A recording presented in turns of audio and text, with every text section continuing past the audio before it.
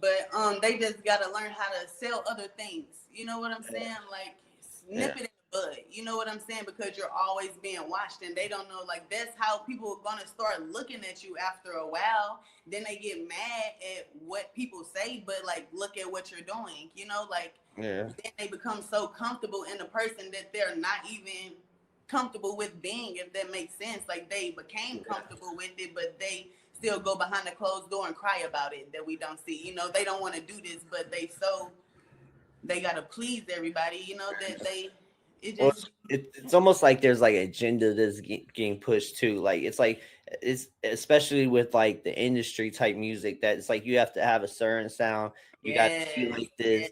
You know what I mean? And until you really break it on your own, then the industry's not gonna open up to you. Like you know what I mean? Like if you just keep grinding and building up your fan base and stuff, and then once people start paying attention to you, then like we said, then everybody will come around. exactly.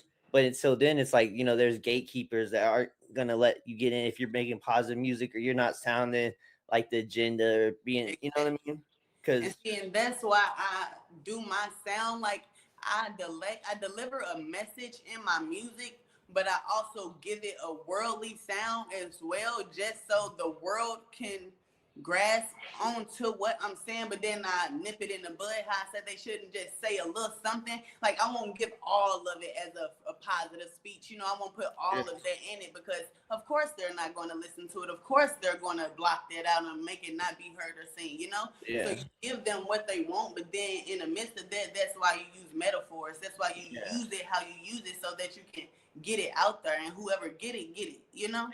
And it's like you don't want to be like too positive because then it's like comes off like preachy or like Yes, you know what I yes, mean, yes, corny. yes, But yes, but I get what you're saying though. You got to hide in some gems there yes. for the people. You know what I mean? And the So ones who are actually music heads who listen to music to hear a message and just instead of just to hear it sound and have fun, you know, they'll catch those hidden gems inside of everything, you know? yeah.